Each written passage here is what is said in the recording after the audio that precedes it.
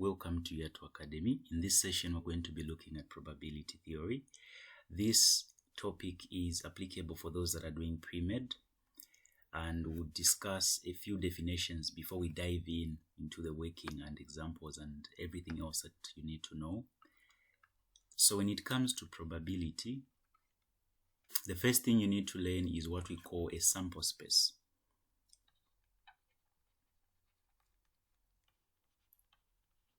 So a sample space is just a collection of all the possible outcomes. So on a normal day, we describe probability as the likelihood of something happening. Yeah, they give us an illustration here to say we often make statements about probability. For example, a weather forecaster may predict that there is a 70% chance of rain tomorrow. So it's just a prediction, the likelihood of an event happening. Now, if you combine all those possibilities, all the possible outcomes, that's what we call a sample space. For instance, if you roll a coin, or if you toss a coin, you expect to either get a head or a tail. And if you do it for the second time, let's say you got a head and you got a tail, the next choices could have been another head or a tail, could have been a head, then a tail. So the possible outcomes could have been head-head, could have been head-tail, could have been tail-head, could have been tail-tail. So this is what we mean by sample space. All the possible outcomes that you can get. Then when you isolate one event from the sample space, that's what we call a simple event. Yeah, so a simple event is simply an isolated event from, it's a subset, a single subset from the sample space. That's what we call a simple event. Then if you get two or more outcomes from the sample space, what you get is going to be called a compound event. So a compound event, which is going to be denoted by letter A, could have been, so here I'll just say, let's say head-head. That's a simple event. A sample space can give us also a compound event, which is a subset containing two or more outcomes, or simple events rather. So I can have tailhead. This here is what we call a compound event. Yeah, so hope this is making sense. We say the sample space is a collection of all the possible outcomes. When we get one outcome from the sample space, we call it a simple event. When we get two or more, but not the whole sample space, just like a subset from the sample space, we're going to get a compound event. So let's look at your illustrations here. Yeah, so they're giving us these examples here. There are only two possible outcomes when you toss a coin once. Either it will face head up or it will face tail up. And so the sample space is going to be head or tail if you just toss it once. Same applies to rolling a dice once. You can get any of the faces. The numbers can turn up 1 to 6. So these are going to be the possible outcomes. This creates your sample space. Same applies to, there are two possible outcomes if someone writes or sits for a Math 1120 test. It's either they pass or they fail. There is no gray area, right? It's just two possible outcomes. Yeah, so this is literally them trying to explain what we mean by a sample space. And then they go further on and explain what we mean by a simple event. Yeah, so they're saying here, this example here, they're saying write the sample space of tossing a coin 3 times and then draw a tree diagram that shows this sample space. So if we toss a coin for the first time, a head can turn up or a tail can turn up. The next time, a head can turn up, a tail can turn up. The same applies this side. You can have this. Another possibility here can happen. We have this guy here. We have this head and tail. We have head or tail. Then we have head or tail. So we are going to have the possible outcomes. You have head, head, head. So you have HHH, comma, HHT. You can have HHT. So these are going to be the possible outcomes. We are creating our sample space. The next thing will be HTH. HTH. The next one will be HTT. So it will be HTT. The next one will be, so we've exhausted these, right? Have we? This is 1, this is 2, this is 3, this is 4, yeah? So, yeah, these 4 routes. Then we can have, again, for this side, starting with T now. So let me use a different color. This is going to be the same. There's THH. This is route. Then we have THT. Then we have this other guy again. We have TTH. Then we have TTT. Yeah, so these here are the possible outcomes. This makes up the sample space. So hope this helps a bit to just clear out the whole definition of what a sample space is. Yeah, then they're saying an event is a collection of one or more of the outcomes in the experiment. They are defining what I said, a simple event, and then later on they put on, they say if you get n of these, so these are simple events. When you isolate the outcomes, you create simple events. When you get more than 2 simple events, we are creating a compound event. It's like a subset, a bigger subset. Yeah. So here they're saying we need to say consider the experiment of rolling a die once. The possible, the sample space is this. Show the following events in a Venn diagram. So look at what we are given and answer the questions that follow. A is the event that a factor of 6 is obtained. B is the event that a factor of 20 is obtained, given that A bar means the complement of A. Find the following events. So our sample space is given to be 1 to 6. So solve this example here. So example 1. So our sample space is 1, 2, 3, 4, 5, and 6. Then A, they are saying A is all the factors of 6 obtained. So this is going to give us 1, 2, 3, and 6 itself. Then B, the guys that are not subsets of, that are not factors of this guy here. So A is the event that it's a factor of 6 is obtained. Then B, they are saying is the event that a factor of 20 is obtained. So factors of 20. Yeah, so the possible factors of 20, the ones that are found on this guy on the sample space, from the sample space, because we cannot get anything outside the sample space. Yeah, so B, the factors of 20 that can be gotten from this sample space is just going to be a 1, a 2, a 4, and a 5. Yeah. So A complement or A bar is simply going to be 4 and 5. So at least we have this guy. Then B bar, if you need B bar, this is just going to be what? There's a 3. There's a 6, right? This is what we have. Now we can answer our questions. So question A, they want us to get A union B. Yeah, so A union B, this is just the same thing you were doing under sets. Yeah, so A union B, we just add everything in A union B, all the elements that are going to turn up. That's a 1, that's a 2, that's a 3. It's a union, right? Yeah, so this is going to give us that. That answers the first one. Then the second one, they want A intersection B complement. So I've already given you the B complement here. You can just like pick it. Yeah, so A intersection B complement. So we have A and B complement. The intersection is just going to be a 3 and a 6. The third one, they want us to get A complement intersection B. So A complement intersection B. A complement intersection B. I'll put this guy in red. So the intersection here is just going to be 4 and 5. This is 4, 5, right? The last one is A complement intersection B complement. Yeah. So we check if there's anything common here. There's none, so we just say it's an empty set. Yeah, so that's what you get.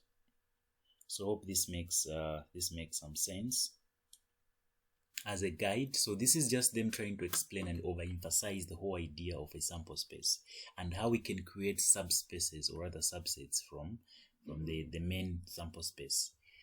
Yeah, this is just a reminder of what you are doing under sets.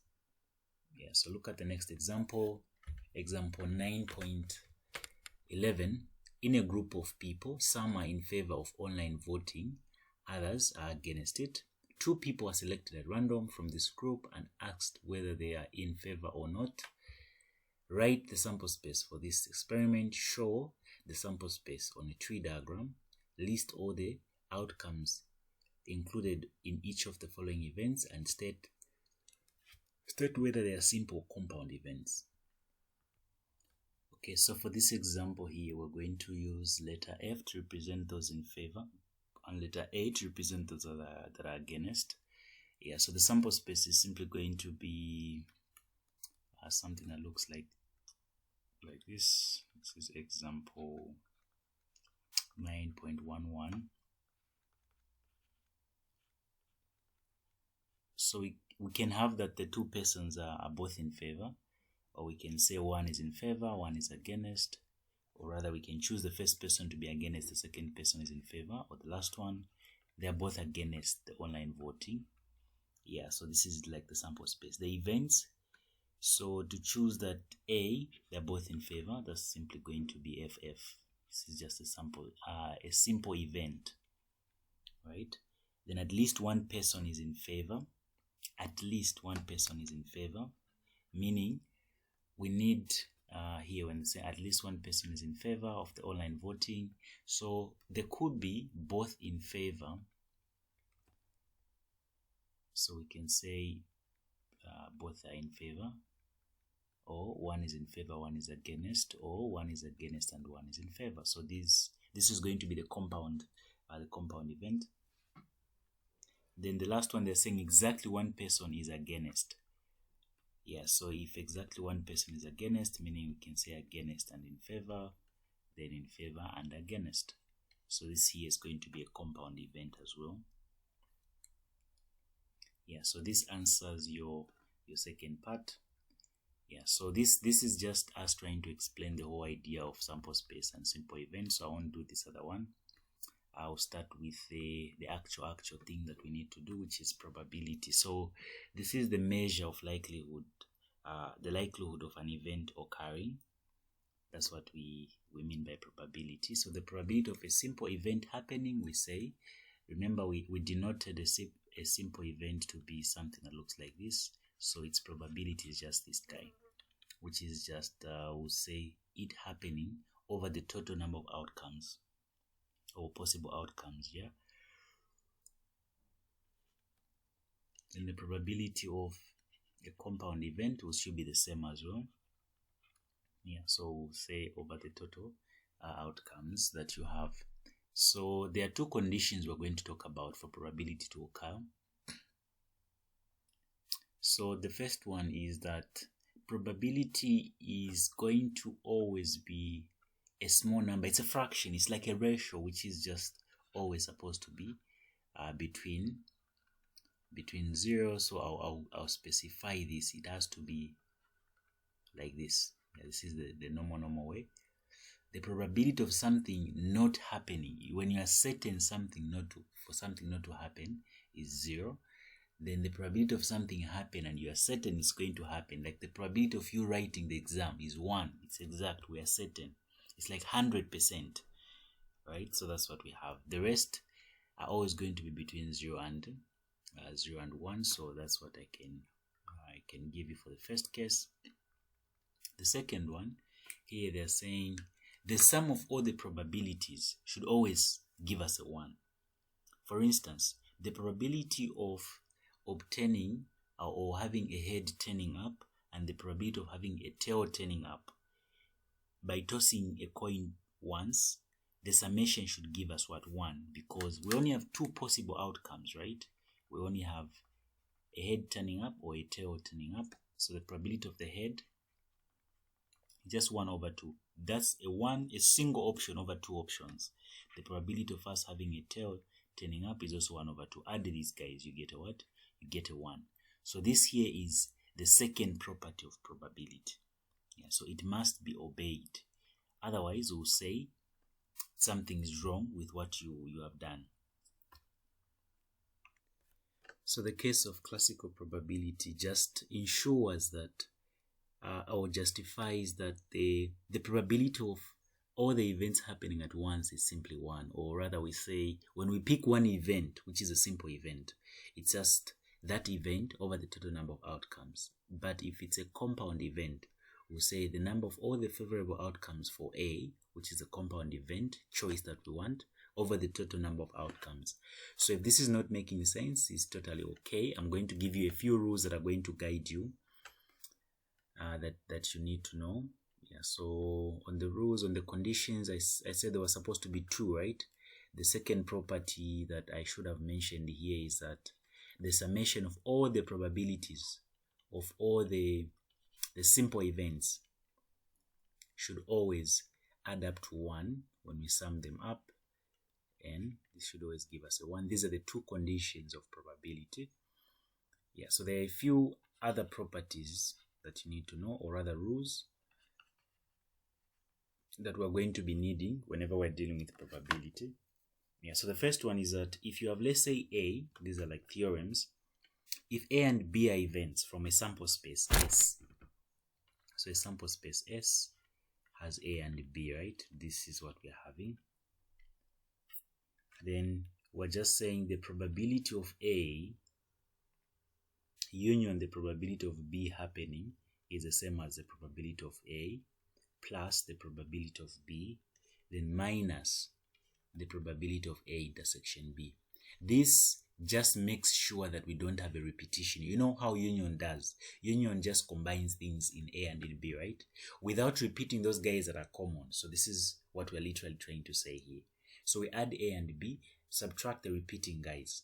Yeah, don't repeat them. Yeah, that's what it means. Then the other one, we're saying if we have an event A and A complement, here means the opposite, like the complement of A. The probability of A complement is the same as 1 minus the probability of A.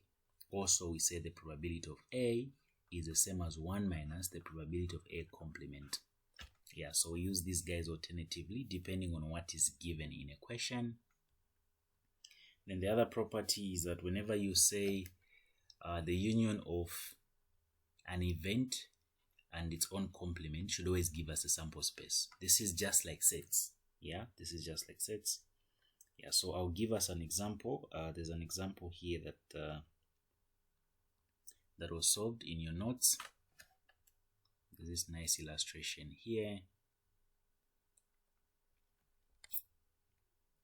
So here they're saying find the probability that a Ridgeway graduate will receive a job offer from, so we have these conditions here. The letters here means the following. So consider the Venn diagram below, which shows the probability that a Ridgeway graduate will receive a job offer within 6 months from their graduation. The letter P and G stands for a job offer from a private hospital.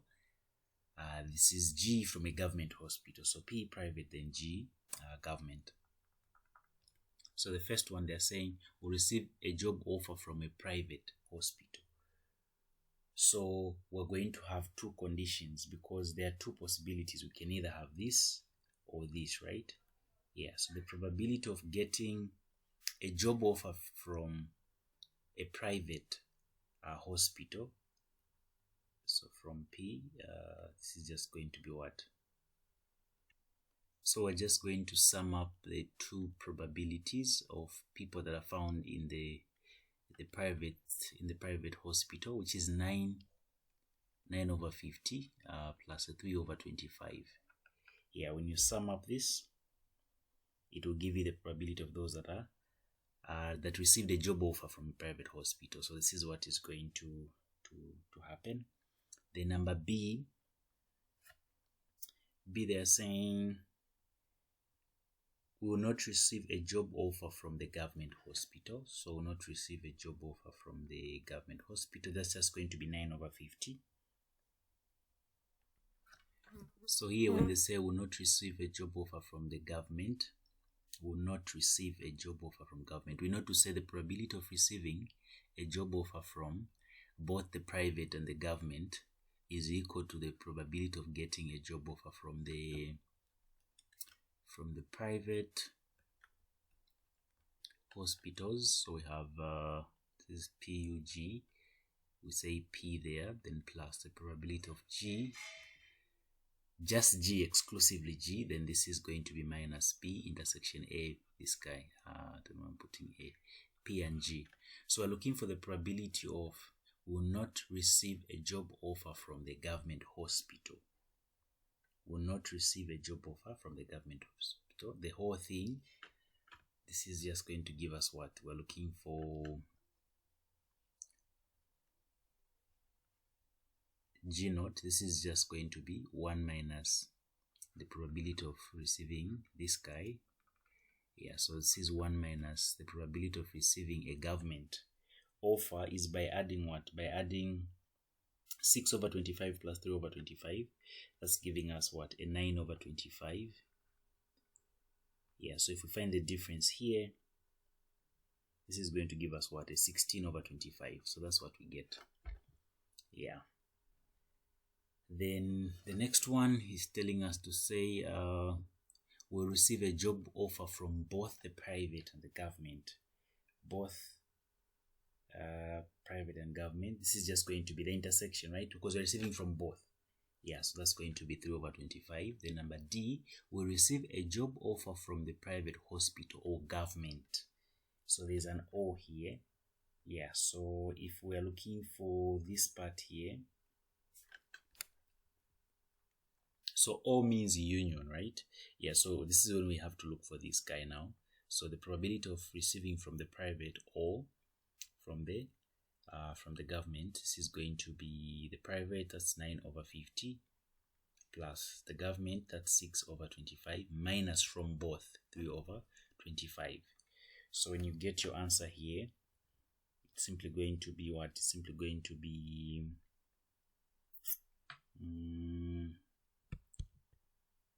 it's supposed to be a 27 over 50, I think, from the calculations here that I'm doing. That should be a 27 over 50. That's what you should get.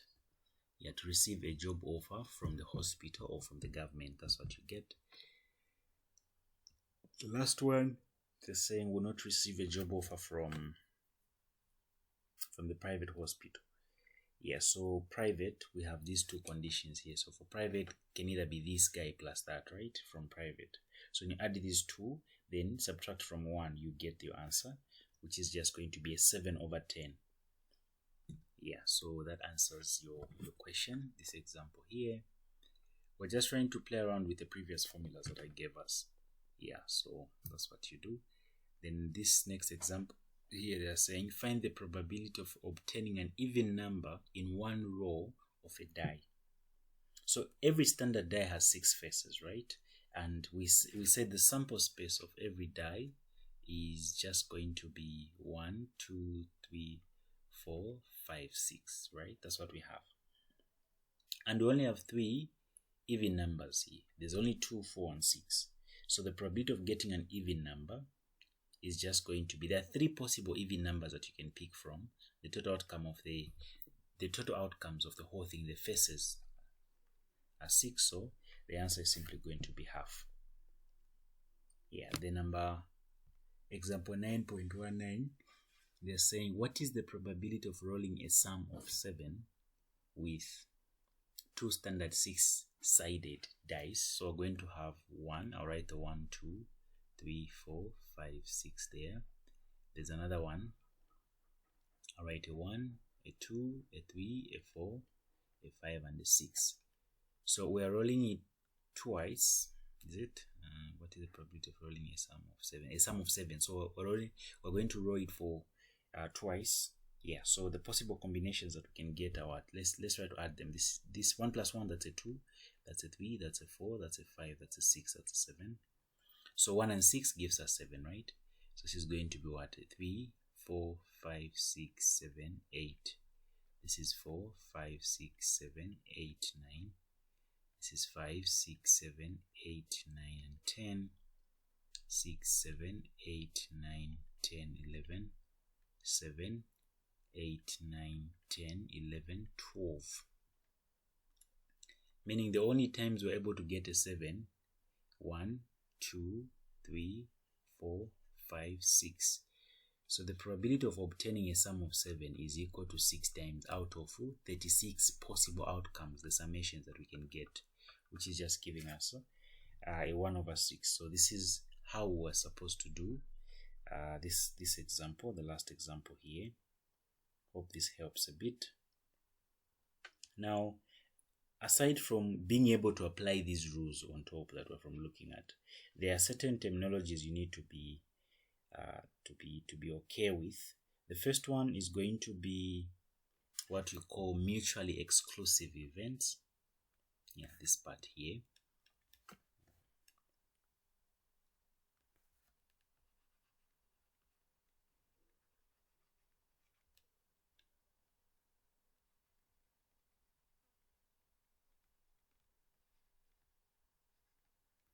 So whenever we discuss about mutually exclusive events, we mean events that cannot occur together at the same time. That's what we mean by mutually exclusive event. They have nothing in common. In short, their intersection is supposed to be 0, because remember from what we wrote earlier on, we said the union of A and B, the probabilities here should give us the probability of A and the probability of B, then minus the union, right? The intersection, I mean.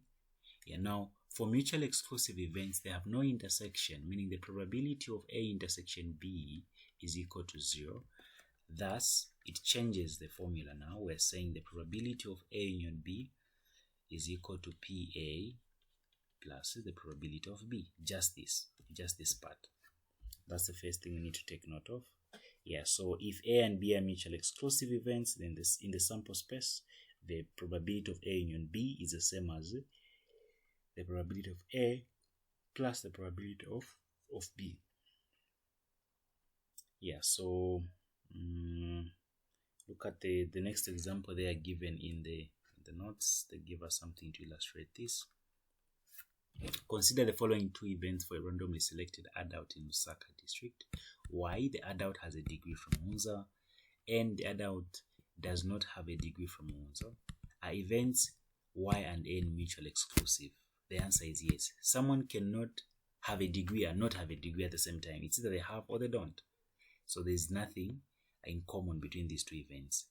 Yeah, so the solution here, they explain, note that event Y consists of adults in Lusaka district who obtained a degree from Hunza. Event N includes all adults in Lusaka district who do not have a degree from Hunza. When the sets Y and N are shown in a Venn diagram, they form disjoint sets, meaning they are separate, right? They're simply going to be like this. You have Y, then you have your N. So that's what we mean by mutually exclusive events.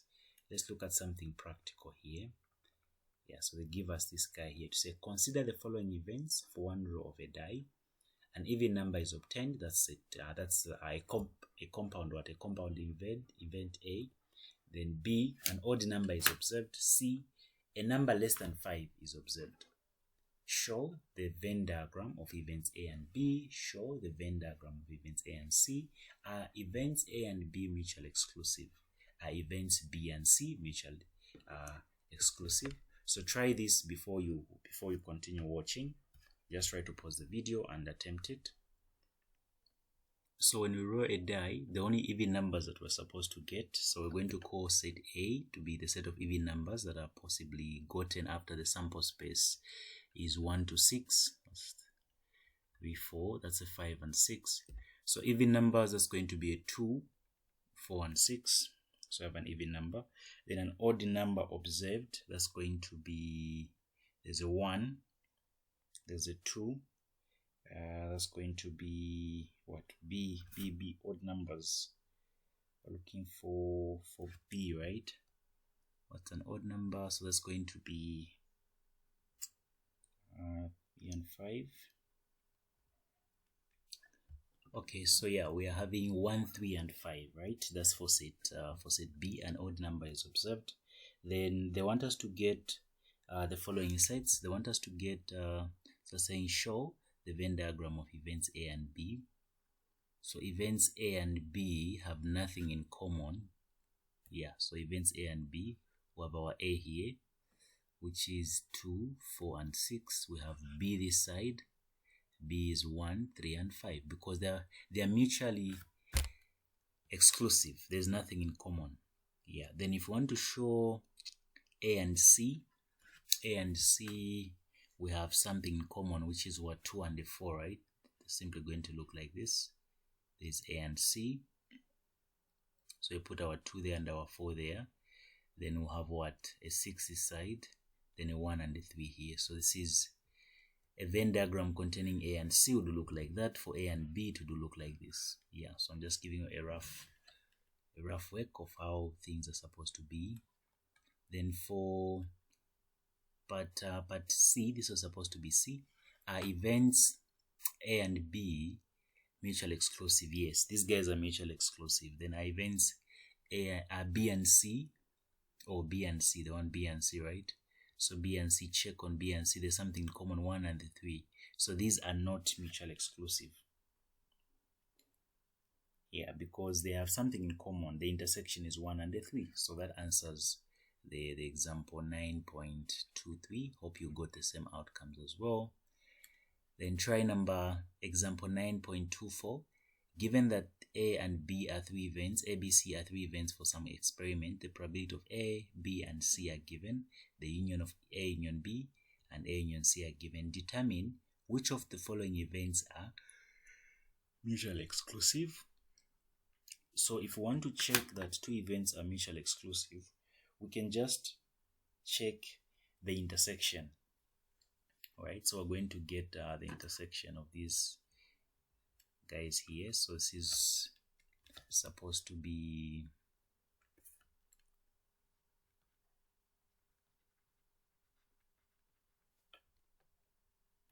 example 9.24. So the probability of A is given, that's 1 over 3. The probability of B is also given, that's equal to 2 over 5. The probability of C is given to be 1 over 3. Even the union of A and B, the probability is given to be 11 over 15. The probability of A union C is equal to 7 over 15.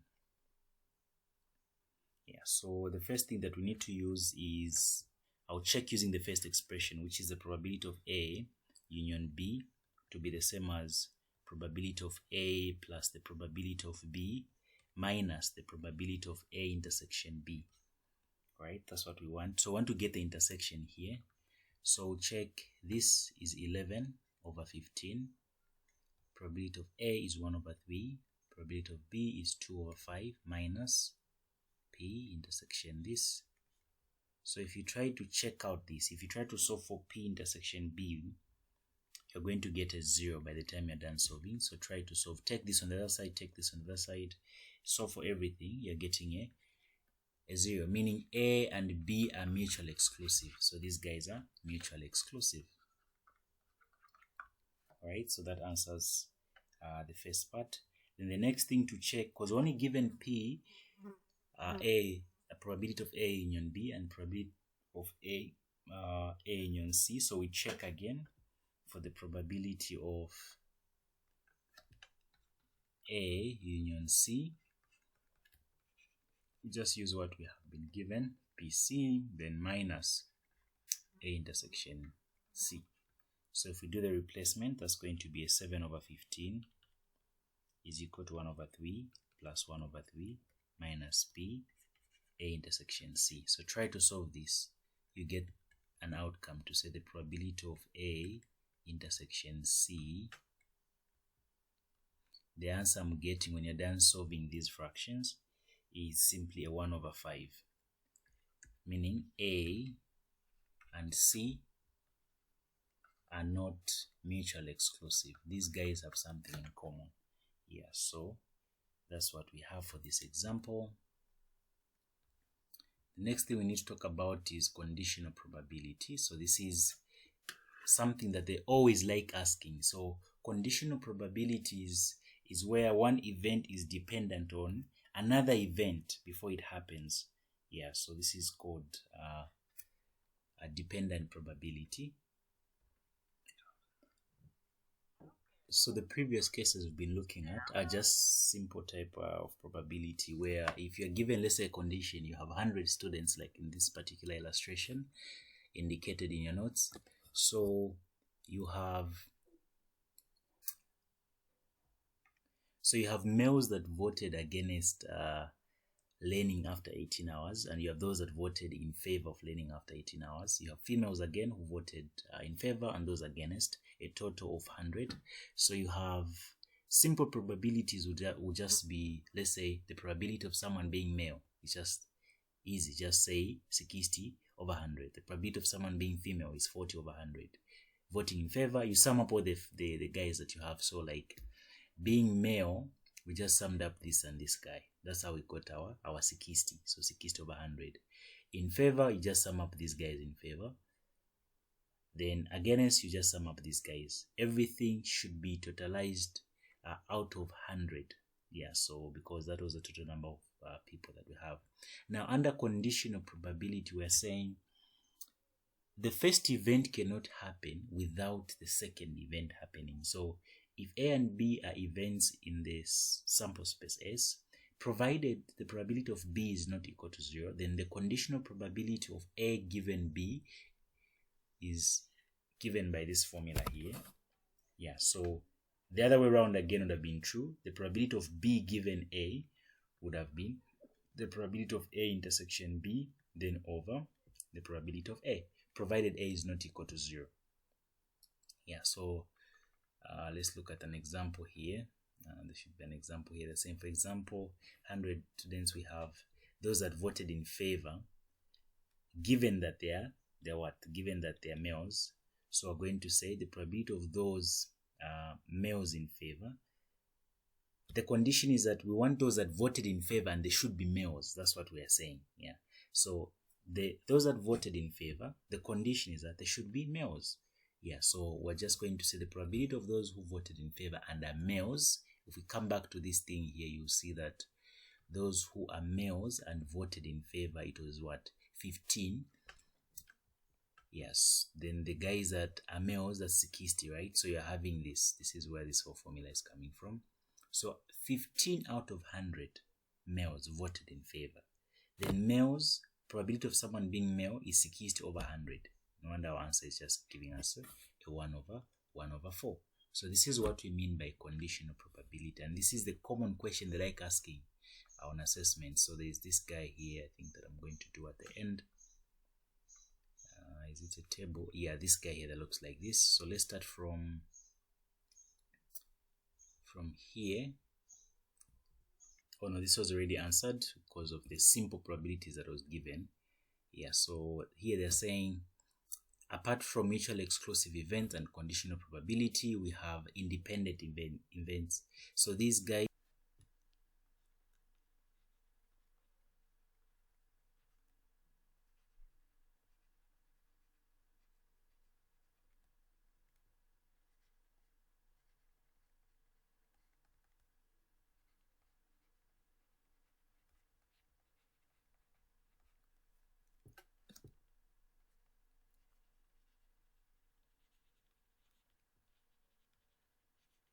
okay, so I'm just writing a summary of the rules that we're going to need before we do the last two examples. Yeah, I'll actually do one, then I'll leave one to you as a task, then I'll confirm it when you send your answers on WhatsApp. Yeah, so that I see whether you were able to follow or not. So conditional probability, we're saying event A cannot happen before B. So what is the probability that A happens given that B has already happened? The way we work it is that we say the intersection of A and B should be divided by the probability of B, provided the probability of B is not equal to 0, of course. And when we discuss independent events, these are events that are not conditional, sort of. So we say this. Yeah, this can either be the probability of, we say what? This is AB. This just gives us A. So A does not depend on B, meaning A can happen on its own. The probability of A given B is the same as the probability of A. The probability of B given A is the same as the probability of B only. Yeah, so these are what we call independent events. Yeah, so in a case where you have dependent events, these will not be true. So we have what we call dependent events. It's just like conditional, but a fancy way of saying it. So these are dependent, meaning we say A intersection B is not equal to PA, because it depends on B for it to happen. We cannot say it's independent. Yeah, so I hope you're getting.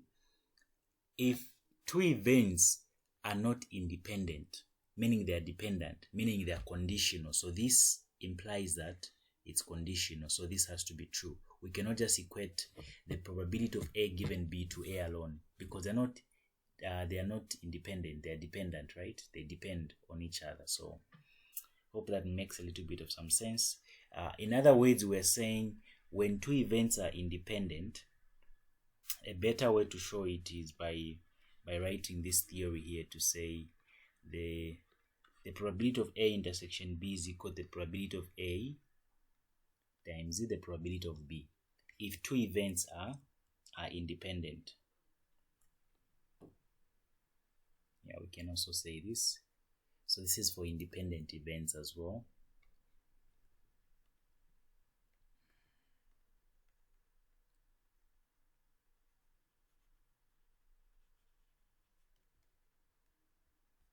Yeah, that's what we have. Then I'm going to show you how we answer this example here. Yeah, so in case you are trying to follow this through, because I'm going to leave the last one for you to practice, then you send it to me on WhatsApp. This is going to be your task. This is the last part. Yeah, so this you send to me on WhatsApp so that I just confirm you're working, yeah, your answers to see if you understand the concepts of learned so far. The bar here means complement, of course, don't forget that. Yeah, so I'm going to answer this guy here, the one that looks a bit interesting. So the question says a bag contains 100 chargers that were bought from two different places. Of them, 60 were bought from East Park Shopping Mall and 40 were bought from Kamala. Out of 100, 15 were defective from the 100. From the 40 that came from Kamala, 6 were defective, meaning the other guy, which is what? Is it a 9? 15 minus 6, which is a 9, yeah? 9 are from East Park, defective but from East Park. Consider the following events and answer the questions that follow. So D is the event that a randomly selected charger is defective. That's D. So defective, we're just going to make a quick thing here. So D is just 15. That's what we have. Then G is the event that the randomly selected charger is good. So from the 100, we're able to see that if we're looking for something that's good,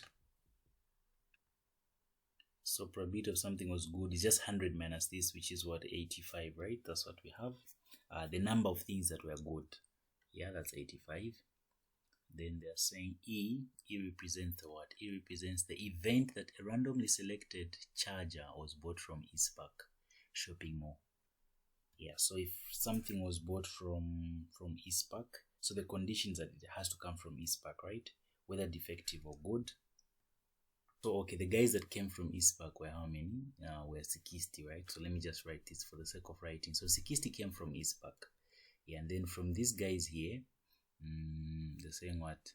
9, 6 were defective, so 9 were defective. Then the rest, so which is what? 51 were good. Yeah. Then the ones that came from Kamala, we had good, which is what? Kamala is 40, so 6 were good. 6 were defective, I mean. So defective, that's 6. Then the ones that were, because he's a 40, right? Write it properly.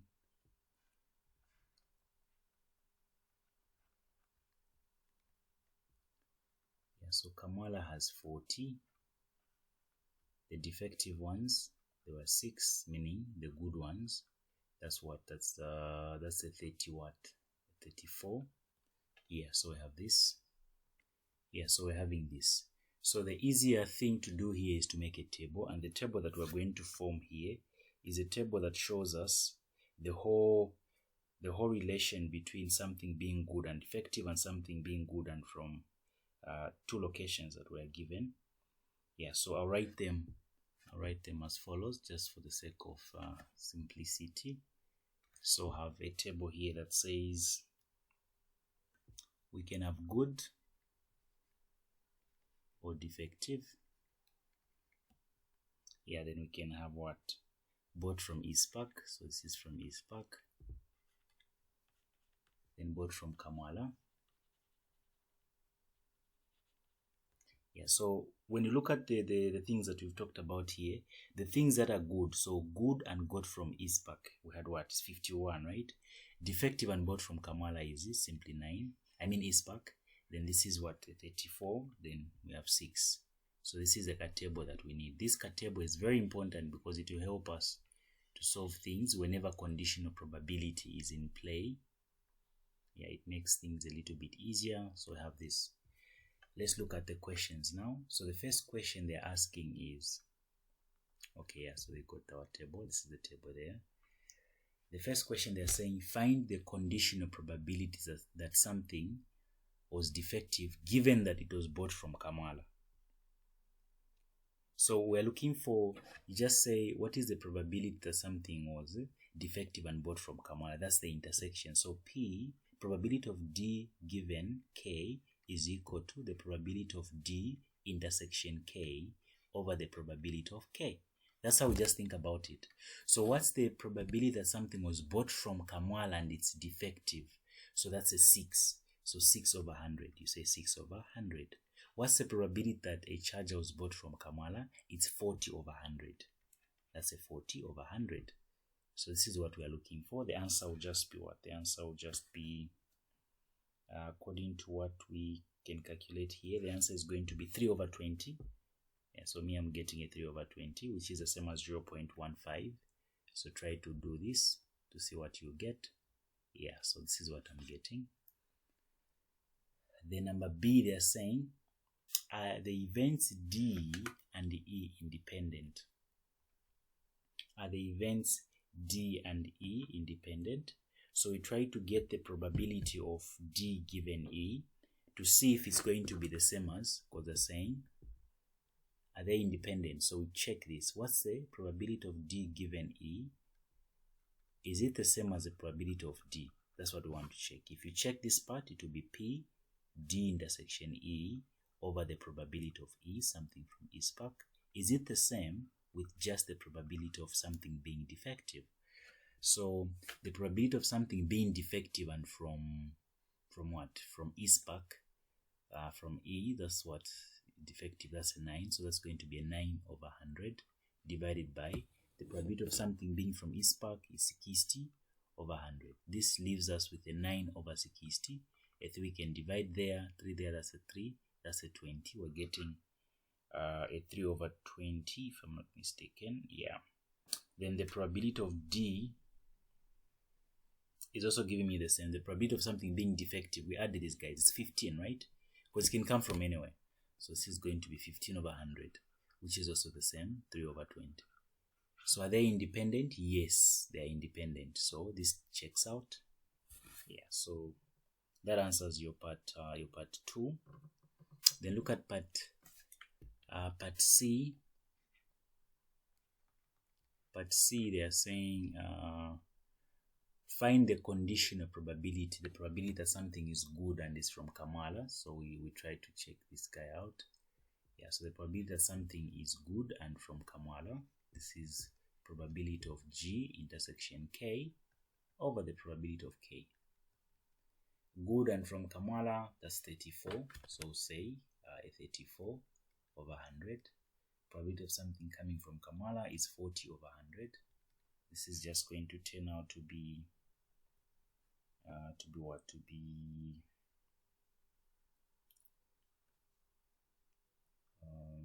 let's say 34 over 40. 2 there, that gives us what? 2 there gives us, is it a 17? 2 there, that's a 20. We try to evaluate this. Something is good and it comes from Kamala. The probability that something is good, and yeah, it's a conditional probability, right? So we can just say this is we already got this. We already got the what?